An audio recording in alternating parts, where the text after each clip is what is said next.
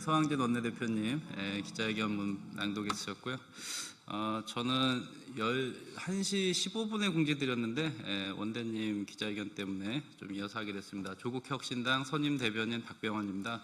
어제 민주당 법사위원회 소속 의원님들과 그리고 대법원 헌법재판소 3자 간 간담회가 열렸고, 그 간담회에서 사법개혁의 범위와 방향에 대한 좀 논의를 가졌습니다.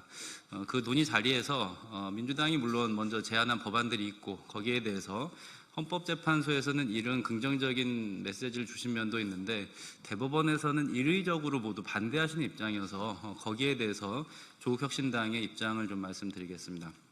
그러면 시작하겠습니다. 대법원 사법개혁에 대해서 반대만 하실 일입니까? 모두 반대, 아무것도 하지 마. 대법원 사법개혁의 국민적 요구에 이렇게만 답하셔서는 곤란합니다.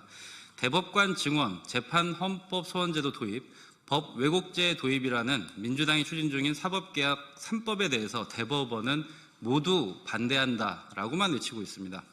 조국혁신당이 추가적으로 주장하고 있는 사법 운영의 핵심적 개혁 방안이 될 법원 행정처 폐지 법안에 대해서는 아직 올라오지도 못한 단계입니다.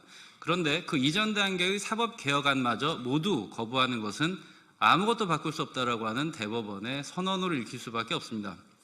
경무에 시달리며 7만 쪽의 기록을 2일 만에 봐야 하는 대법원의 현실은 반드시 개선되어야 합니다. 많은 전직 대법관들이 수많은 기록을 충실히 읽지 못한 채 판결이 이루어지고 있다고 회고하고 있습니다. 대법원은 기득권을 지키기 위해 국민들이 충실한 재판을 받을 권리를 훼손해서는 안 됩니다.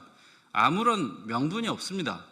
오히려 대법원 개혁에 적극적으로 동참하면서 대법관 증원과 맞물려서 제1심을 중심으로 하급심을 강화하는 방안과 대법관 증원을 연결할 수 있는 방안을 법원이 선제적으로 제시해 주시는 것이 타당하다고 생각합니다. 재판 헌법소원 도입에 대해서도 과거 헌법재판소 결정 예를 들어서 반박을 하고 있습니다. 그러나 재판도 엄연히 공권력 작용입니다. 공권력 행사가 헌법에 반하는 경우 헌법재판소는 이를 시정할 권한과 의무가 있다고 봐야 합니다. 그리고 국민의 기본권을 지키는 내용과 절차를 규정한 헌법과 실정법이 그 집행 과정에서 오히려 국민의 기본권을 해치는 사례가 발생한다면 법 왜곡죄로 처벌될 수 있어야 한다고 생각합니다. 국민들은 이미 2017년 사법 파동을 통해서 대법원이 했던 말을 기억하고 있습니다. 대법원은 표현의 자유라는 기본권은 위축 효과가 큰 기본권이라고 하면서 심의관 조사 보고서를 작성했던 바가 있습니다.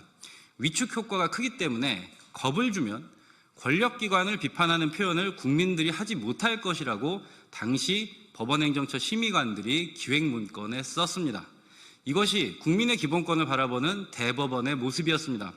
지금 조희대 대법원은 사법파동 때의 대법원에서 발전하고 개선되었다고 과연 말할 수 있겠습니까? 오히려 국민들은 큰 불신과 의혹을 가지고 있습니다. 대법원의 개혁에 대한 저항은 이번에는 성공하기 어려울 겁니다. 직업 법관 제도를 축으로 사법개혁에 끝까지 저항하신다면 국민들은 직업 법관 제도 자체에 대한 개혁까지도 요구할 수 있다는 것을 명심해 주셨으면 합니다. 2026년 2월 10일 조국혁신당 선임 대변인 박병원이었습니다. 감사합니다.